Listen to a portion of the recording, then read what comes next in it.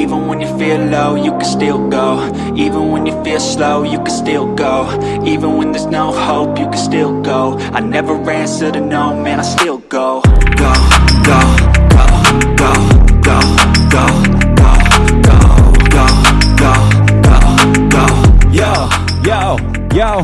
Yo, what's up, ladies and gentlemen? It's your hostess with the mostest. It's PKR, Pastor Keenan Riley, back with another episode of People Suck, Love Them Anyways. And as always, I am joined by my sidekick, Nick. Nick, man, what's happening? It's Monday night, not Tuesday night. It's the beginning of a new week. How you feeling, man? And give me not a great answer. Not a great answer? I mean, no, not a gray answer. Oh. I need a great Not a great answer. I need a great fine, answer, but not a gray answer. You feel me? I mean, it's pretty good. I mean, I'm thankful that we had a couple warmer days. It was kind of icy and snowy and rainy and dark and dreary. So, I mean, the days have been great, but, you know, it's been pretty rough weather-wise, but not too bad aside from that. I feel like we plateaued like about Wednesday of last week, maybe Thursday. It was like really cold to start the week, and then by like Wednesday, Thursday, it was like bam, 60 degrees.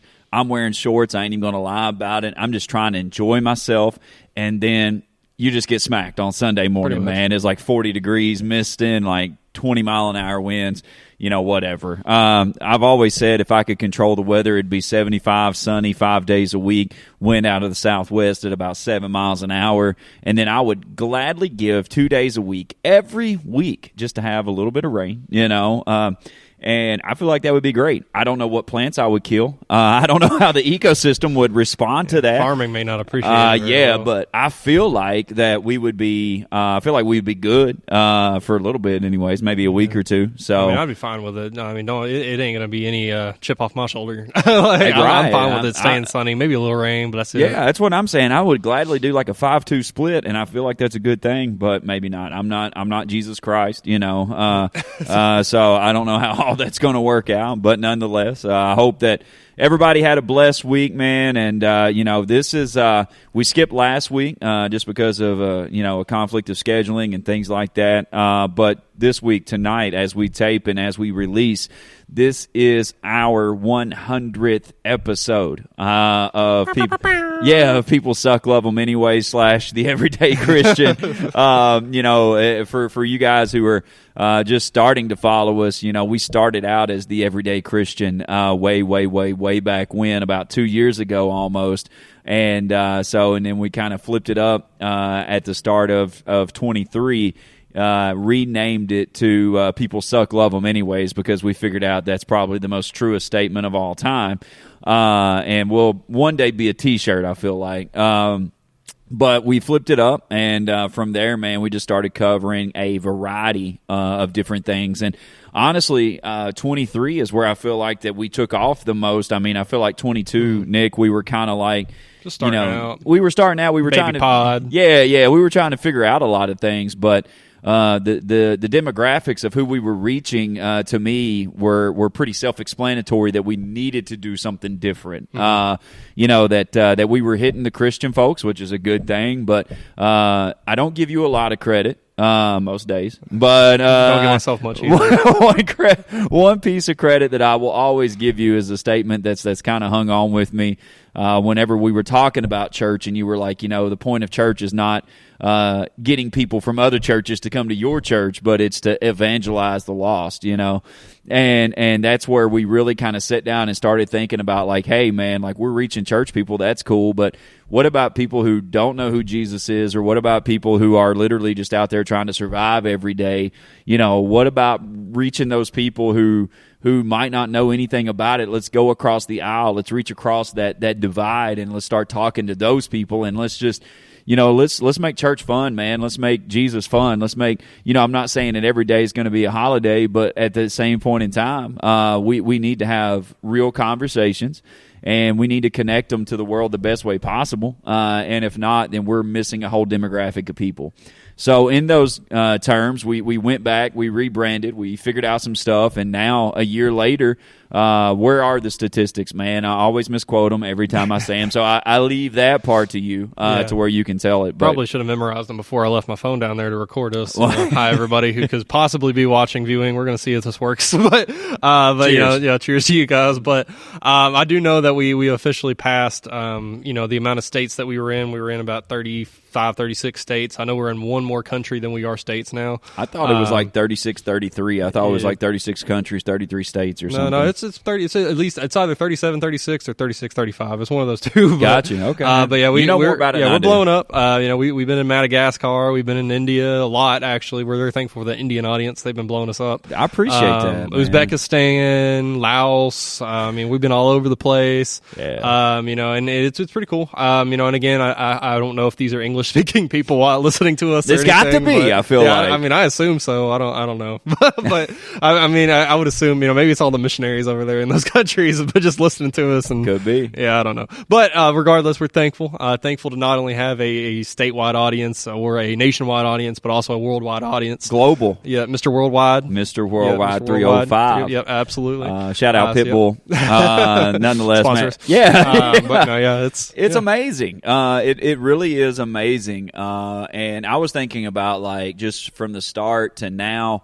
I was thinking about like Sunday from the message, and different things like that, where it was like, man, we started this, and we've always said that persistence, consistency, things like that are always the key to accomplishing anything. And it would have been so easy after year one to look at the info and say, what are we doing? And why are we doing this for? But and then to get down about it, because our range of audience over year one was not great. It would have been easy to quit. I had to, pull Nick back from the ledge multiple times. He was ready to walk out. I bought him a Dairy Queen gift card and he's back now. Hallelujah. Ready to go. And, year two, man, we just totally switched up everything and started doing a lot of different, geared stuff, whether it be theories on stuff, whether it be just what's going on in the world, a little bit of humor. Yeah, a lot of guests, a lot of humor, or a lot of slapstick comedy, whatever you want to call it. Some people may not think we're funny. That's fine. You're wrong. It's fine. Yeah, exactly. Yeah, your opinion does not matter. So there's that. But we switched it up and honestly, like it got me to thinking about how you can't really judge your circumstances on like one episode, one day, one moment, one opportunity, whatever. And it's like you have to always go back to the drawing board and look at what you can do different and how you can be different and things like that. I was actually listening to a video today about a gentleman who's he's successful now, but it always seems like that those successful people, whether it be in business, whether it be in just whatever jobs or life or whatever, man, but it always seems like the successful people, Nick, have like this underdog story most of the time. And this gentleman I was listening to today, he was talking about how his wife, they were childhood sweethearts. He had spent like years convincing her that he was going to be successful one day, and all of this stuff was going to work out. He was very business oriented and things, and he said, within the first 6 months of their marriage, he had lost everything. Their car got repoed. Their electricity and water had been turned off. They'd been kicked out. He was living in an apartment, and with her, and he said, it was so bad that they would literally go down to the pool area where you showered off at after you got out of the pool. And he said, we would take turns taking showers in those pool area showers, and he said I would hold the towel while she took a shower, she would hold the towel while I took a shower. And he said, it's just moments like that where that qualifies people to be able to tell that underdog story and to help other people along the way now. And that really got me thinking just about our church, just about our journey, just about the podcast and things like that, where we literally have come from nothing, and it's not saying that we've arrived and we have, we're blown up and going, all of this different stuff. But like, I think about where we were 2 years ago, and we were in a small room with a phone, and it sounded horrible. Everything about it was horrible. We knew nothing about promotion. We knew nothing about what to do. And, you know, like from there in 2 years, you're talking about spanning 36, 37 different countries, you know, in 2 years. And to me, like, it just puts into proportion or into like perspective. I've not read my thesaurus lately. Apparently, it puts it into context. There, I will put it that way. It puts it into context, really, about how important not giving up is. How important putting one foot in front of the other and keeping on going and trying and figuring out different ways and knowing that, you know, if God set the task before you. That, like we talked about on Sunday, that God's already filtered out the battles to know that you will make it and you will go through it. It's just, are you willing to go through it and not give up in the process? Yeah, I mean, that's always been one of my favorite Craig Rochelle quotes is that, you know, great leaders do consistently what others do occasionally. And I think it's very important to be consistent in everything that you do, you know, and I think any business leader, you know, most of the self-help gurus, books, podcasts out there, most of them are going to say basically the same thing, which is just going to come down to, you know, find what you love and do it consistently. Yeah. And, you know, it may take you a while. You know, I think a lot of people, they find this idea of just overnight success just so alluring that if they don't achieve it, then they just give up immediately. You know, they think, oh, you know, I'm supposed to get, you know, 1 million views in my first 5 videos, and then I'm going to blow up. And I mean, not to say stuff like that doesn't happen. I mean, you know, not to go too worldly. But I mean, these things, they take time, you know, and I know this is going to blow off a couple people in the audience, but like Matt Rife he's a famous comedian right now. Yeah. You know, I know that story. Yeah, I mean, I've heard crazy. that story. I mean, the dude was, you know, his mom took him to clubs because he couldn't legally get in by himself. Yeah. You know, he was up there doing stand-up comedy, you know, time after time. You know, he got a couple of good breaks, you know, in that Wild 'N Out show on MTV. Right. You know, but I mean, still, you know, he was making, I think, I listened to a John Chris podcast. They were saying that he was making, you know, maybe $45,000 a year. Yeah, I think it was until like 40, last year. 40.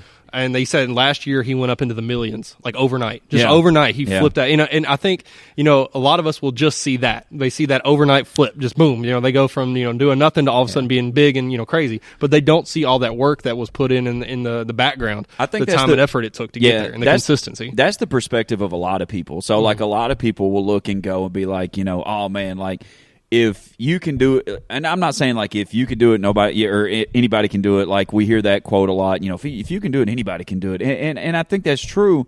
But I also think that like people look and they assume that like, well, all of this, like you said, just happened overnight. It's just, you know, oh well, here we are. This happened today. Everything's good, and bam, we just blew up. You know, and it doesn't work like that. Like everything. That you see before you, there was an amount of work that was put in underneath, behind the scenes that nobody else was willing to do. You know, nobody else was willing to take the reins. Like even just with this podcast, you know, like you took the reins and said, all right, every week, every Monday or Tuesday or Thursday, we'll find a day, whatever. We're going to find a day to devote, you know, an hour, hour and a half, whatever, 2 hours to doing this every single week. You know, with our church services, we're going to find a way to devote every Wednesday and Sunday to coming in here and making them better. How do we make them better? You know, and we just talked about this beforehand. Our viewership over the last 6 months has increased dramatically. I would say at least 2 to 3 times what it was over the last 6 months. Now, what is that exactly? We have invested. We've invested in cameras. We've invested in sound. We've invested in lighting. We've invested in mics. We've invested, like, you know, we've invested to where now it's like you're starting to see the payoff of what you invested, to see the quality that it's bringing forth. And I think that is I think that's like a stepping stone, a building block, a point, whatever you want to call it, in the how do I want to say this? Help me. In the journey? In the journey of making it to success or seeing the fruits of your labor, however you want to say that. It's an important aspect that I think that everybody needs to understand, is that 9 times out of 10, overnight success is not overnight. It is literally a journey that has seen a lot of failures. It's seen a lot of hardships and a lot of valleys, like what we talked about on Sunday. But, you know, those valleys is where the valley is where you do the work. You know, the valley is where you as we've said, you practice your praise so you can show it off on the mountaintop. The valley is where you're really behind the scenes, just grinding and gritting it out to where you're just like, once I get up here on this mountaintop, I'm going to look successful, but it's not because I didn't put in the work in the valley. Yeah, exactly. I think a lot of different things in our lives are kind of in that same, idea. Just taking church service for an example. You have a lot of people who probably come in every Sunday, Wednesday, whenever. And everything's already set up for them. They come in 5 minutes before it starts. Everything's set up, lights are on, music's playing. Sometimes last week it was kind of hard. Just depends. But, it's all a crapshoot, man. So but again, people don't know that. People expect they're so used to just walking in and things being set up and ready to go. They don't think about all the work and time and effort it took in the background, or 2 hours before to get ready, and the practice that the worship team may put in on Wednesday nights, and just all the different things that go into making what people see. It's just like success. Exactly. I mean, you take movies, you take songs, you take anything, careers, all these sorts of things that we just look at and we're like, man, it must be nice to be there. But we neglect to ask ourselves the question, what did it take to get there? Right. We don't sit there and talk to these people and say, what did you do? What did you go through? What did you learn? What failures did you experience? And if you really sit down and talk to a lot of these business leaders, these church leaders, these gurus, these famous people, a lot of them had to go through, crap shows time after time after time after time, just barely scraping by with nothing. I mean, Craig Rochelle started Life Church in a garage with a projector, like, one of those old film projector, like he just put it on there.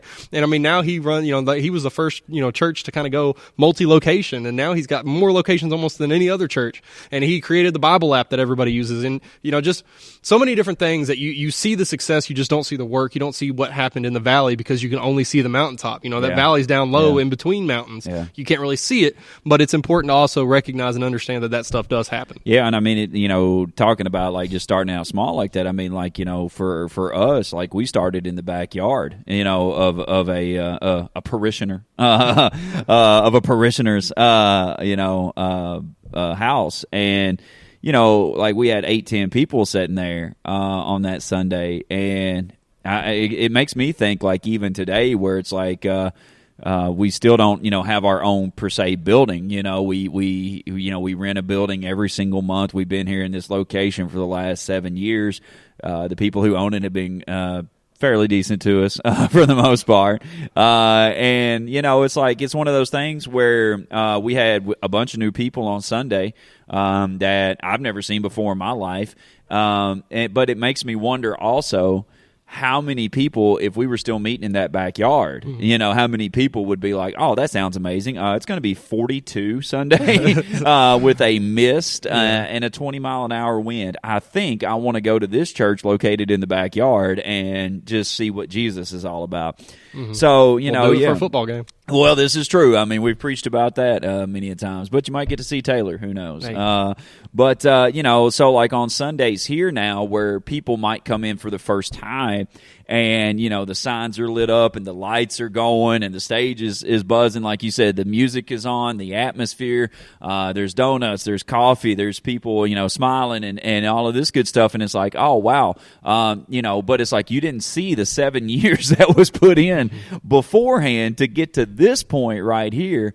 You didn't even see the 2 hours before, at this moment where we were just getting here, turning on the lights and setting everything up and making sure everything's functional. And what kind of rat's nest are we going to run into today? Is the do we have heat in the kids' room? Yeah, is the audio going to work right? Is the audio going to work? Did is an the camera amp blow work? up? I mean, like, will the coffee pot work? Yeah, I mean, there's always like something. There's always going to be a snag, man, that happens. But it's like, for the most part, whenever you come in and sit down or with anything, whenever you see something roll off, whether it's a show, like you said, a song or whatever, man, it's like you don't know every blood, sweat, tear situation that went into that, every minute, every ounce of energy that went into that to make it successful, and it's like a lot of people want to be where you are, but a lot of people don't have the mentality that you do, and That's one thing that I will always, man, like always.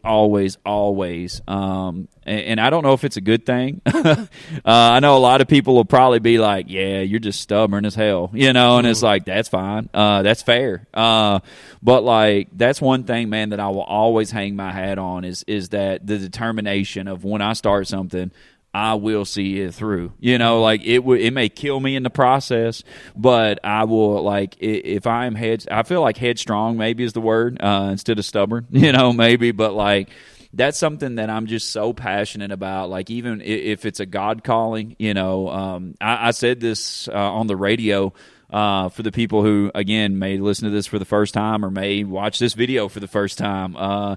We do a radio show every Sunday morning for our local radio station for the church. And, I said this on the radio station. I said, if there was a lot of other people in our position in this church wouldn't be here today.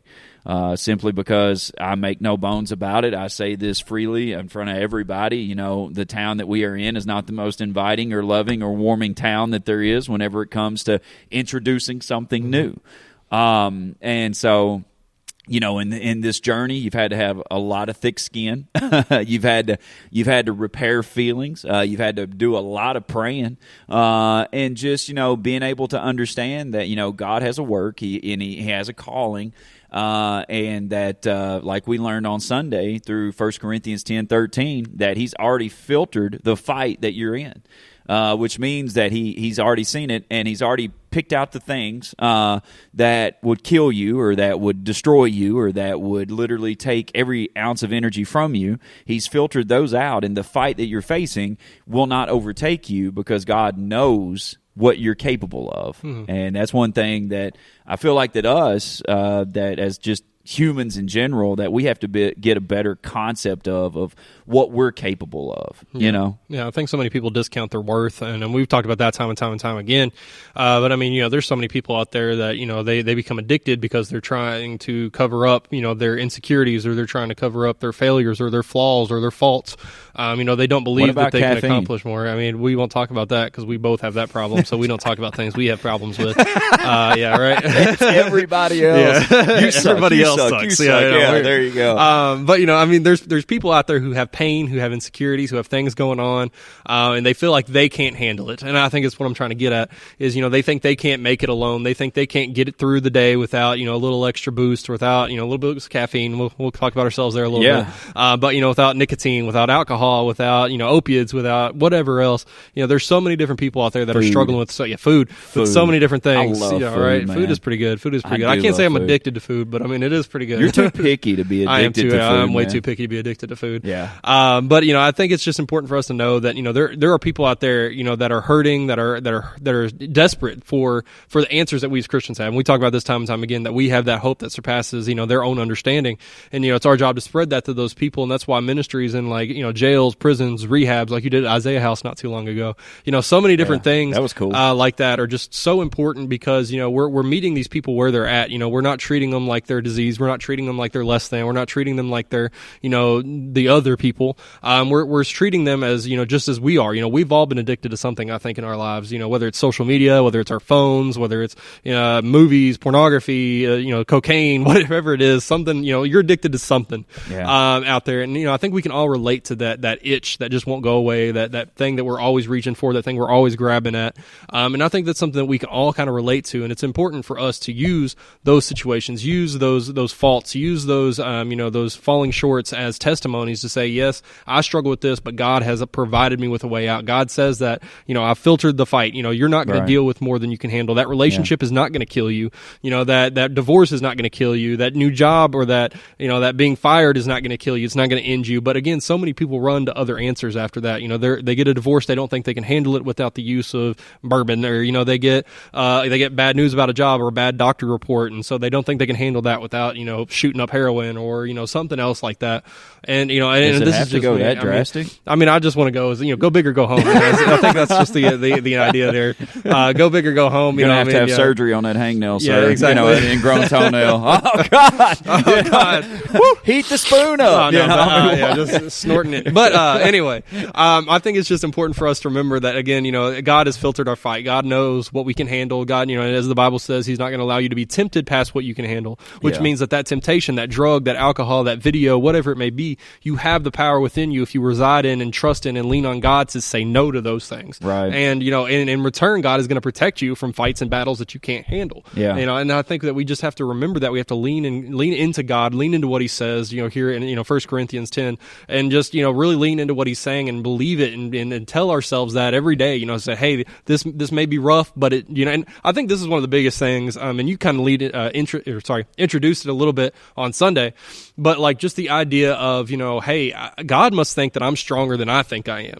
Right. And I think that is something that should empower each and every one of us as a believer. And if you're not a believer, listening, watching, whatever you're doing, just understand that God says that you can handle more than you feel like you can handle. Those fights, those battles that you're going through right now, you can actually get through them. Yeah. They're not meant to kill you. God's plan for you is to not let that battle kill you. He doesn't want that to hurt you. He doesn't want that to tear you down because he knows you can handle more than that. But again, sometimes you just have to lean on him and he will provide you with more strength than you knew you had. Yeah, and that's where, I think even at the beginning we were talking about giving your own self credit and really, saying, hey, look, God can do it, but God believes in you too. Mm-hmm. And I feel like that maybe, I don't know if you call it self-motivation or how you really feel about positive affirmations. Of yourself. It's just spiritual affirmations. We and I even had a conversation this morning. I got a buddy who's a tattoo artist, and we were conversing back and forth. He sent me his bio this morning. He's building a website,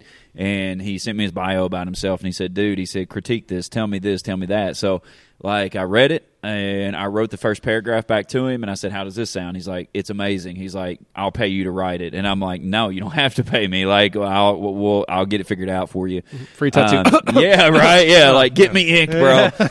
Get me inked. But no, I was like, I said, I'll figure it out for you. No problem, man. And, and so he was like, he's like, I wish I had somebody asking me the question so I could, kind of give the answers and so on and so forth. And I said, man, the problem that we have a lot of times is that whenever we're writing stuff about ourselves or saying stuff about ourselves, we short sell or short change ourselves because we don't want to sound too prideful or too puffed up.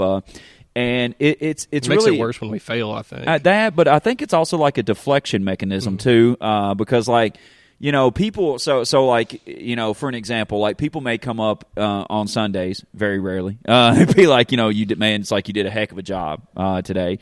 Great message, whatever. My deflection is always, it's all God, nothing to do with me, man. It's all God, this, that, and the other.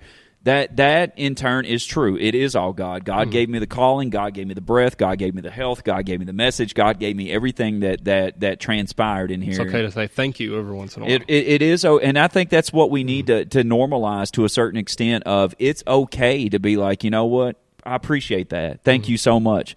We have to be able to not let it, to understand that it's okay to take a compliment, and it's okay to be receptive of a compliment and be like, man, I appreciate that. I appreciate you saying I did a good job. I felt like I did a good job today.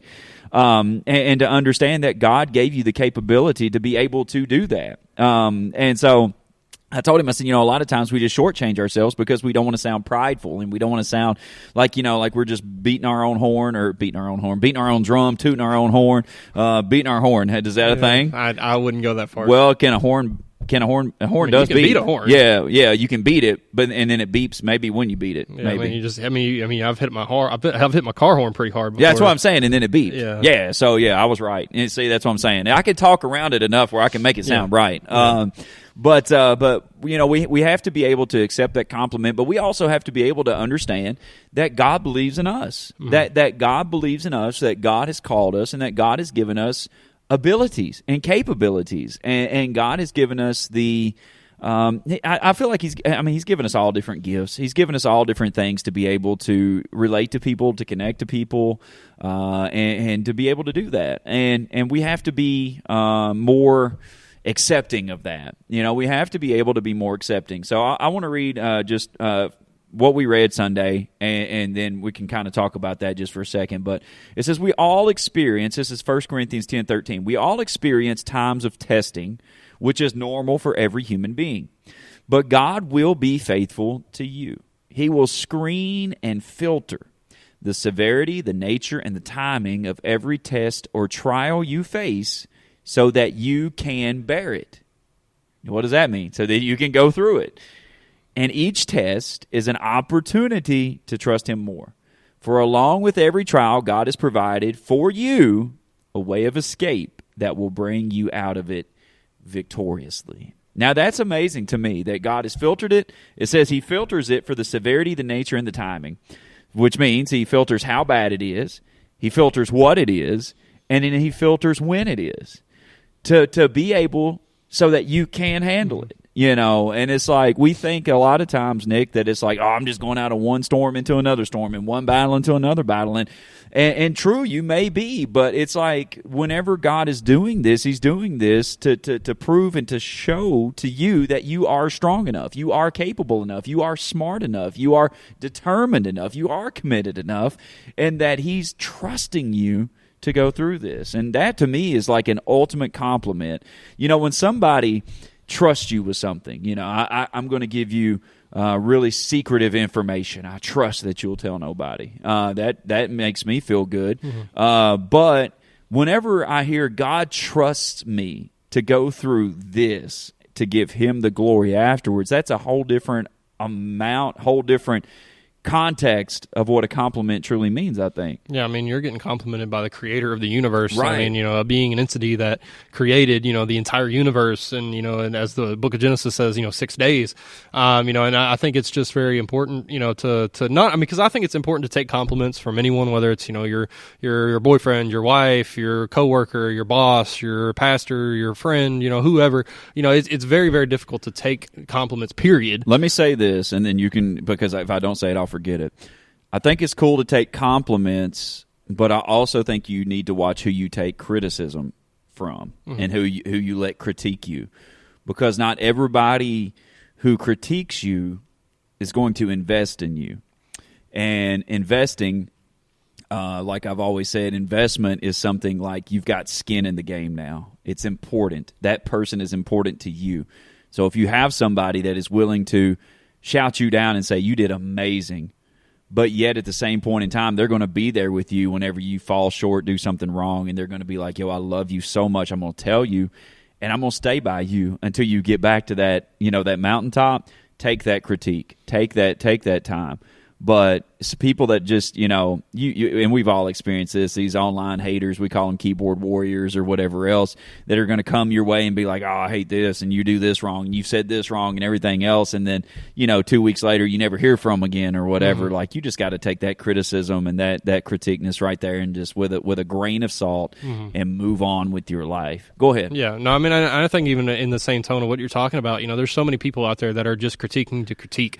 They're not critiquing to grow. They're not critiquing to help. They're not critiquing to inspire or motivate, or any. They're put. I think we experience that every day. No matter how old you are. You have people in kindergarten, critiquing you on the playground. You have people in your workplace critiquing you, for everything that you do. You can't climb those monkey bars. You're not strong enough. You're weak. Yeah, my dad's stronger than you are. Yeah. And I think it's just important though to remember that there are people that I think it depends on their level of investment in you. Whether or not you trust that person, whether or not you believe that person is telling you the truth to help you, to motivate you, to inspire you to be better.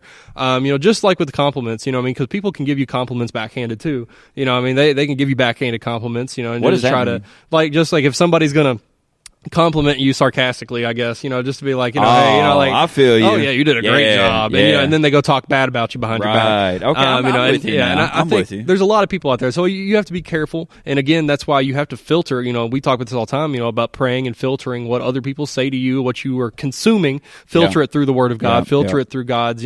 If somebody is speaking prophecy over your life, filter it through what God has to say. Right. If somebody's speaking prophecy over your church, filter it through what God has to say. Everybody's going to be driving Bentleys. Like, where's that? Where's that at in the Bible? I don't remember seeing. What time is that? Yeah. I think it's just important for us to make sure, we're filtering compliments, we're filtering criticism, but that we're not afraid of taking either one, but also that we're careful about what we take, because there's, like you just said, there's people online that, as I've posted your TikToks or you've posted them before, the YouTube shorts and things of that nature, people getting on there bashing, calling you a Cartheist and all this stuff. And what is that? It's somebody who is. Did somebody call me that? Yeah, they did. They called you Cartheist. What does that mean? But it's basically just somebody who sits in their car and gives theology. Like that's a thing. Yeah, that's apparently a word? It's a thing. That's what I do. Yeah, I know. Apparently that's like a whole trend. Apparently, and they don't like it.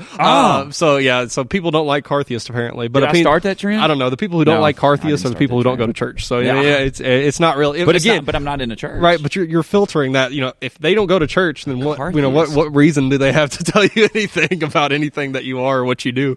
But I think it's just important to again be careful about who you're accepting that feedback from, because you have people out here calling you things on Facebook or YouTube or TikTok or whatever, and there's famous people out there. I would talk about John Chris a lot because I listen to his podcast a lot, but he talks about how he has to just let it go. Like he sees comments online, people talking bad about his videos, or and I think there are people out there who maybe they create content, they created something, and somebody talked bad about it. That doesn't mean you should give up, and it goes back to that consistency we talked about towards the very beginning. You have to be consistent. You have to put out your passion, put your passion out there. Be consistent about it. And eventually, if you're really consistent about it, you're going to see results. Yeah. And I'm not saying that you're going to be a million views. You're not going to have 100,000 followers. I'm not saying that. Not that it's not possible. But again, it depends on what your level of success is, what success means to you. But what's important is doing what you're passionate about. If Keenan is passionate about being a Cartheist in the car and just having fun, putting videos out there, encouraging people, it doesn't matter how many views he gets. He loves what he does because he may encourage one person. But if you're out there and you're doing the same thing because you're trying to get views, you're not going to enjoy it. You're not going to see the same results because you're just out there trying to get views. Yeah. And he does it because he's trying to encourage people. He's trying to motivate people. He's trying to bring people into the church, trying to bring people into the kingdom of God. And he still makes people mad. But I mean, it's just so many people out there, right? Yeah, being a Cartheist, he's not going to let that go. I'm not. I learned something tonight. I did. A Cartheist. Yeah, Cartheist. Yeah, I didn't even know what it was. I had to look it up. Did you look it up? Yeah, I really? had to look it up. It was like, what in the heck is that? Is that in Webster's? No, it's probably Urban Dictionary. I'm looking right now. But yeah, so I mean, again, just being able to filter the compliments, and again, if God has given you a compliment, and I like to say that the trials that I face, the tribulations that I go through, the fights that I'm in, the storms that I'm in, all of those are compliments from God, because they're saying that, hey, I believe in you. You're strong enough to handle this. You're strong enough to overcome this, and you're going to do greater and more wonderful things than you feel like you can do right now. And I think it's just important for us to see those things. He probably looked it up. He's laughing now. But I think it's important for us to see our trials, see our tribulations. And I always say, we flip the script on it, say, that this trial, this tribulation is a good thing because it's going to teach me. It's going to grow me. It's going to encourage me. It's going to motivate me. And then I'm going to use what I went through, and I'm going to say, God got me through it. He can get you through it as well. And I think that's something very important for us to utilize. I'm trying sorry. to keep talking. I'm just going to keep talking until he stops laughing. I am enamored with this now. I'm involved. I'm here for the party. I'm not going to lie about it. A Cartheist, a person who films in their car YouTube videos, which, first off, I do TikToks. There's a difference. I mean, I put them on YouTube. Sorry. Well, there you go. That's where the guy called you a Cartheist. Yeah. Well, there you go. A person who films in their car YouTube videos which espouse, defend, or attempt to justify religion. A vertical video is optional but frequent. What does that have to do with anything? Yeah, I don't know. So Cartheists aren't doing horizontal landscape videos. Yeah, I mean, what is... Wow, man, that's a thing, I guess. So if you're listening to this, we may not be Cartheists if you're watching this on YouTube because we're horizontal. I was going to say we're landscaping, we're right? landscaping. Yeah, we're landscaping this whole situation, happens to work as much as well as we're hoping it does. This is amazing. Yeah, it's pretty crazy. I learned some stuff tonight, man. Yeah. I feel more involved now. I mean, you learn something new every day. Yeah, man. And that's what, but like, to me... the results are going to be directly connected to the work that you put in. I think is really what we're trying to say with all of this. The work that you put in, it's going to be shown off at some point in time. You're going to start seeing results. With just personally speaking, with our podcast again, 37 different countries, whatever. That is amazing for some small town people. We talked about our viewership again with our church services, 3 to 4 times more. I mean, like 3 to 4 times more. That is amazing to me over the last 6 months. Our YouTubes, our viewership on there, again, it's all in the level of success that you deem successful. So if you're getting 10 views and you're up to 50, that's 5 times more than what you were getting before. You have to start looking at success like that. It is a step. It is progress in the right direction, and you're moving. You're continuing to move forward, and that's what it's all about. To say this from Sunday. And I've always believed this, a lot of people stay stuck in rain because they never want to move. Sit there with that umbrella. Very much common sense right here, ladies and gentlemen. But if you move, I don't care if you go up, down, left, right, doesn't really matter to me. But if you move in a direction and you keep moving, sooner or later you will outrun the weather. You will outrun the rain. You will outpace the storm. And oftentimes it never stops raining in your life because you never start moving. And in order for you to experience sunshine, because I promise you somewhere in the world the sun is shining, and for you to experience sunshine. Sorry to everybody in the desert. Yeah, exactly. Right. Well, sometimes you got maybe you need to go to some rain, go to Seattle, but like in order to experience difference, you have to be able to move. And that's where I really think the division of success and failure comes into play at. The people who are going to be successful, the things that are going to be successful, comes from people who are not afraid to move, who are not afraid to take a chance, to take an opportunity and say, God has, we say this a lot in pulpits, in churches, God made you and created you for such a time as this. Well, the problem becomes, what time? You know what I'm saying? Like, we always sit back and we're like, what time? When? What such a time as this? Well, this means such a time as this means right now. So if God has created you for the right now and for this moment, then you know what you need to do? You need to get off your lazy hind end. You need to get up. You need to take the reins of your life, and you need to start moving, and you need to start going, and you need to start doing, and you need to start being passionate about it, and you need to let that passion reflect your results. The more work you put in, the more dedicated you become, the more headstrong that you become in it, you will succeed. I don't care what it is. I don't care in what area of life it is. Do it. Physically, financially, emotionally, spiritually, become more headstrong about it, and you will see success from it. Yeah, and you don't have to do something crazy. I think, and you talked about this Sunday, about going, door to door knocking and saying, hey, we're starting service up here, on this Sunday, coming at this time, all that kind of stuff. To some people that's going to be, absolutely not. I'm not going to be Jehovah's Witness. But I think it's just important, for us to know that, moving may just be as simple as moving your finger from where it's at to the share button and sharing a message, sharing this podcast, sharing, some spiritual, something, some encouragement, something out there that can help other people. It's so simple, just a quick little motion, and you're already on your phone anyway. You share, what did you say, like 37 cat recipes? Cat recipes. What is a cat recipe? Cat. I was kind of going to combine, like cat posters and cat videos along with. I hate cats. Yeah, he hates cats. Cats are from the third level so of hell. Cat recipes for Keenan. He probably cooks them. But I have ate a lot of Chinese food. Yeah, hopefully Pete is not listening. But anyway, and Chinese people are listening. But I think it's, again, just important to know that, you don't have to do something dramatic. You don't have to do something drastic unless God has told you to do that. Right. Then you have to be obedient and to do that. You can't just shortchange yourself. You can't go in a different direction like Jonah, or you're going to end up in a freaking whale. Like, you can't do stuff like that. You have to make sure you're obedient to God. Yeah. But, sometimes being obedient is just taking a small step and encouraging yourself, building yourself up to doing something. Like starting in a church, maybe you want to, teach kids, but you're afraid to teach kids. So you start vacuuming, you start sweeping, you start getting garbage, you start, coming in early, turning the lights on, greeting people. You start building yourself up to being able to teach. I tell that all the time. Like I was never the type of person who would be able to stand on a stage and talk to a group of people. Like it was never, ever, ever even in my wheelhouse. I never thought I'd be able to do it. And and then just a few Sundays ago, I was able to preach to the whole congregation.